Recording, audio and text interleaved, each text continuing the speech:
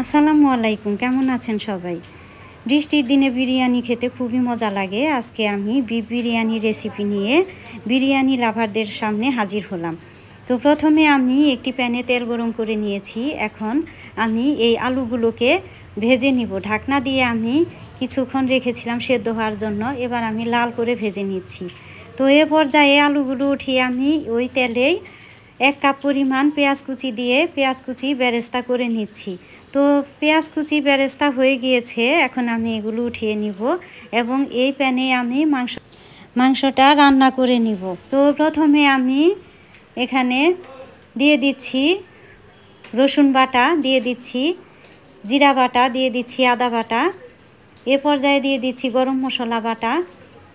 সবই 1 টেবিল চামচ করে নিয়েছি, যেহেতু আমি রাঁধুনি মশলা ব্যবহার করব এখানে বিরিয়ানি মশলাটা। দিয়ে দিচ্ছি 3 চা চামচ মরিচ গুঁড়ো, দিয়ে দিচ্ছি ধনে গুঁড়ো এবং স্বাদ মতো লবণ। তো সবগুলো মশলা আমি ভালোভাবে কষিয়ে নিব। এ পর্যায়ে আমি দিয়ে দিচ্ছি আগে থেকে কেটে ধুয়ে পরিষ্কার করে রাখা মাংস, বিফ দিয়ে দিচ্ছি এখানে। সবগুলো বিফ আমার দেওয়া হয়ে গেলে এগুলো আমি ভালোভাবে কষিয়ে নিব। তো মশলার সাথে আমি বিফগুলো ভালোভাবে মিশিয়ে নিচ্ছি। এ পর্যায়ে দিয়ে দিচ্ছি রাঁধুনি মাংসের মশলা। মাংসের মশলার প্যাকেট আমি সম্পূর্ণটাই দিয়ে দিলাম এখানে, যেহেতু আমার মাংসের পরিমাণ এখানে 1.5 কেজি। তো মশলার প্যাকেটটি আবারও দেখিয়ে নিচ্ছি। এ পর্যায়ে দিয়ে দিচ্ছি এখানে 1 কাপ পরিমাণ টক দই। এ পর্যায়ে দিয়ে দিচ্ছি বাদাম বাটা। আগে থেকেই বাদাম বেটে ফ্রিজে রেখে দিয়েছিলাম, ফ্রোজেন করা বাদাম বাটা এখানে দিয়ে দিচ্ছি। তো এবার সবগুলো উপকরণ আমি মিশিয়ে এখানে সেদ্ধ হওয়ার জন্য দেব। এবার আমি ফুটন্ত পানি দিয়ে দিলাম 1 কাপ। এই পানিতেই মাংসটা সেদ্ধ হয়ে যাবে।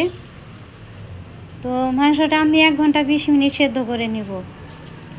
ঢাকনা দিয়ে একটু পরপর ঢেকে ঢেকে এভাবে নাড়াচাড়া করে আমি একটু পরপরই নাড়াচাড়া করে দিব।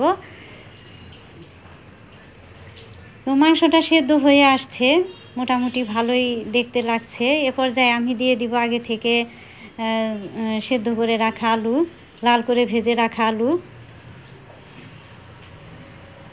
কালারটা অনেক সুন্দর লাগছে, ভালো লাগছে। এবার আমি আলুগুলোকে মাংসের সাথে মিশিয়ে নেব। তো এ পর্যায়ে একটি প্যানে তেল গরম করে আমি তেল এবং ঘি 1 টেবিল চামচ করে গরম করে নিয়েছি। এ পর্যায়ে আমি এখানে 1 কেজি পরিমাণ চাউল নিয়েছি। 1 কেজি পরিমাণ সুগন্ধি চাউল নিয়েছি আমি এখানে। তো চাউলগুলো আমি ভেজে নিলাম। এ পর্যায়ে আমি ফুটন্ত গরম পানি দিয়ে দিলাম। আমি 1 কেজি পরিমাণ চাউল নিয়েছি, ঠিক চাউলের দ্বিগুণ পরিমাণ পানি দিয়েছিলাম। তো এ পর্যায়ে ঢাকনা খুলে আমি দেখাচ্ছি চাউল কতটা সেদ্ধ হয়েছে। তো এ পর্যায়ে আমি সেদ্ধ করে রাখা মাংস দিয়ে দিচ্ছি। এই মাংসটা দিয়ে আমি কিছুক্ষণ ঢাকনা দিয়ে দমে রাখব। তো এখন পর্যন্ত আমার চ্যানেলটিকে যারা সাবস্ক্রাইব করেননি সাবস্ক্রাইব করবেন, লাইক কমেন্টস করে শেয়ার দিয়ে পাশে থাকবেন। তো ঢাকনা দিয়ে দমে রাখবো আমি 5 মিনিট। 5 মিনিট পর ফিরে আসছি। এ পর্যায়ে দিয়ে দিচ্ছি কাঁচামরিচ। এরপরে এখানে দিয়ে দিচ্ছি হাফ মুঠো কিশমিশ। এরপরে দিয়ে দিচ্ছি পেঁয়াজ বেরেস্তা। আপনারা এখানে ইচ্ছে করলে কেওড়া জল, গোলাপ জল ব্যবহার করতে পারেন স্বাদ বাড়ানোর জন্য, সুন্দর স্মেল বাড়ানোর জন্য। তো এ পর্যায়ে আমি দিয়ে দিচ্ছি ঘি।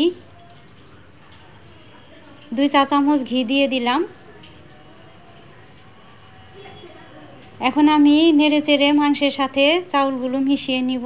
এ তো ঝরঝরে সুন্দর হয়েছে, অনেক সুন্দর একটা কালার এসেছে, দেখতে ভালোও লাগছে।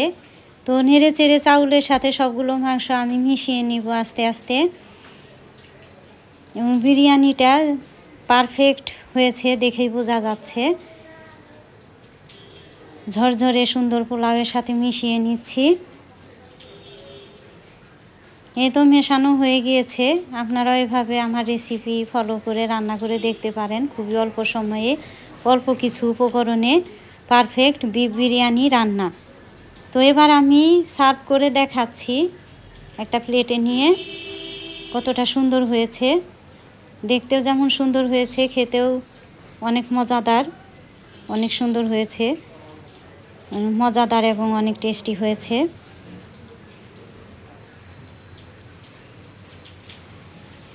আমার মেয়ে লুবাবা বিরিয়ানি খেতে অনেক পছন্দ করে, সে এখন খেতে বসছে, কিন্তু অনেক গরম বিধায় সে খেতে পারছে না, একটু ওয়েট করছে সে খাওয়ার জন্য। আজ এ পর্যন্তই, ভালো থাকবেন সবাই, আল্লাহ হাফেজ।